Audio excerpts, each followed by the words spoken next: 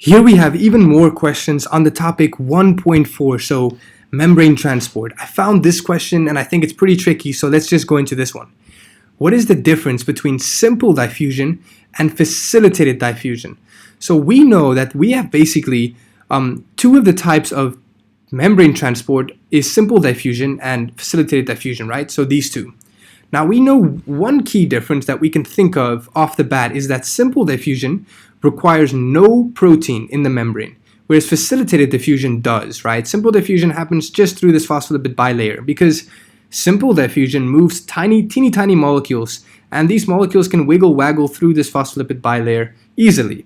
Whereas facilitated diffusion moves big molecules, molecules that cannot move through this membrane no matter how hard they try because they're too big. So they need to move through this protein channel that allows bigger molecules to pass, right? So we know that's one key difference. So let's see what they bring to us here. They're saying the first option, for simple diffusion, rate decreases with increasing concentration gradient. So what do they mean by this? Let me show you. They mean, for example, we know for simple diffusion, you need a concentration gradient. So the one side, let's just say this is a molecule, and the one side has a higher concentration than, so the outside has a higher concentration of this molecule than the inside. And we know that this will drive these molecules to move down the concentration gradient, right? To even out both sides through simple diffusion. Now they're saying the higher the concentration gradient, so the more we put on this side compared to the less on this side, the slower the molecule will move. That's so counterintuitive, right? Yeah, that's because it is. It doesn't make sense that way. The higher the difference in concentration, so the higher the concentration gradient, the faster these molecules will move because they're more desperate to even out both sides. Okay, so that's why this one is automatically incorrect. We don't even have to read this one because we know this one is incorrect, so A has got to be wrong. So let's go to B, faster movement of molecules, slower movement of molecules. So this is wrong because it should be the opposite. Think about it. Simple diffusion is moving and these molecules wiggle waggling through this phospholipid bilayer to get to the other side. So it's slower because they keep bumping against these phospholipids and have to squeeze through and stuff, so it's slower. Whereas if we go to this one, facilitated diffusion, the molecules move through this protein channel, which is, there's no contact, there's nothing blocking it, so it's really fast, right? So that's why this one is wrong, because the speeds are not that much different. To be honest, they're quite similar. But definitely simple diffusion is not faster than the other one. So it can't be B. C, always involves a membrane, never involves a membrane. So that's wrong because we know they both involve a membrane. They both require this phospholipid bilayer membrane for anything to happen. They don't just happen in space. So gotta be D because we know it's not A, B, or C. So let's double check if it's true. Simple diffusion uses any part of the membrane. Yeah, we know that. It can use any part of the phospholipid bilayer because it doesn't need this protein. But facilitated diffusion uses channels in the membrane. See, that's true. So it's going to be D.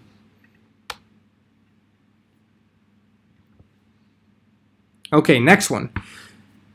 The table shows concentrations of potassium ions and sodium ions inside and outside human cells. So we can see here, if we have a cell, they're saying inside the cell, the concentration of potassium would be very high compared to the outside. You can see that 135, whatever unit, compared to only 4. Okay, there's a much bigger difference. There's a much more on the inside. Now, if we look at sodium ions, the inside will be far less compared to the outside. So we basically have this going on. See, for sodium, the inside's very little. There's very little sodium, whereas the outside has a lot. And for potassium, it's the opposite. Now, why is this? The reason is because there's this carrier protein, which is going to do active transport. And what it does is, with the help of some ATP, okay, this is like a key, a thing that stimulates it to work. It's going to basically take sodiums, specifically it takes 3 sodiums, and then it's going to basically send them to the other side. So this thing is going to change structure. It's going to go like zip. It's going to carry them to the other side, opening this pathway to allow these sodiums to travel to the other side. And now once it's done that, it's going to now pick up potassiums, specifically 2 potassiums, and it's going to, again with ATP, it's going to get stimulated to work and send the potassiums to the other side. So And it continuously does that. So if it continuously does that, then the inside is going to have so much potassium compared to the outside, and the outside is going to have so much more sodium compared to the inside. So that's what sodium potassium pump does. And an easy way that I like to remember how it works is, it doesn't want sodium. Nah. So it sends sodium out, and it's like, okay, I want potassium. Okay, I want potassium, so it brings it in. So that's a good way to remember it. So what explains these concentrations? I just explained it, so let's find the answer. Potassium ions diffuse in and sodium ions diffuse out. No diffusion. Remember, it's pumped. It's through active transport. So we can just automatically skip to C and D with where active transport is, because both these are talking about diffusion, which is passive. So active transport pumps sodium ions in and potassium ions out. Is that true? No. It pumps sodium ions out and potassium ions in, so it's going to be D. Which type of transportation happens in the sodium-potassium pump? We just talked about it. This is an example of active transport. Why? Because it requires ATP. Because it sends molecules against their concentration gradient from an area of low concentration to an area of high concentration. It works against the concentration gradient. So that's why it's called active transport. Okay. The diagram shows a section through a membrane. What are the modes of transport in the membrane, in the diagram? So here we have a diagram. We can see the phospholipid bilayer here. We can see a protein here. We can see one kind of molecule here and another kind of molecule here. We can see this molecule is much smaller than this one. Now, we know small molecules like to travel through simple diffusion, which requires no protein channel. No protein channel is required. So we can automatically just know one is going to be simple diffusion because there's no protein channel. So it's going to be either A or C. It's not B because there's no protein channel and it's moving down the concentration gradient. For active transport, the arrow needs to point the other way. It needs to move from lower to higher concentration. And it's not D because facilitated diffusion requires a protein, whereas here there's no protein. So we know it's going to be A or C. So what is 2? 2 is moving from an area of high concentration, this bigger molecule, right? Bigger molecules prefer a protein compared to these smaller molecules. Now, it moves from an area of high concentration to an area of low concentration. So we know it's going to be a passive process. It's not going to be active transport. But we know it's facilitated diffusion because it has this kind of protein. So it's going to be C, because 1 is simple diffusion and 2 is facilitated diffusion, right? It's not A because 2 is not osmosis. Osmosis is the movement of water, not these molecules. Okay, here we get to the last part. This one is interesting because it's two questions are related to each other. You can see here, this is how it was on the exam. The images refer to question 2 and question 3. So here's the image. Okay, we look at this image and we're going to answer 2 questions. This one and then this one. But they're both based off of this image. So let's look at this image. This image shows samples of red blood cells that were placed in different concentrations of salt solutions. So basically, we have this red blood cell. And we know what we're going to do is we're going to put it in a different beaker. Each beaker will have a different concentration of substances. So one will be very concentrated, another will be very low concentration, and one will just be normal concentration, okay? So what happens is, I'll quickly explain this for it to make more sense.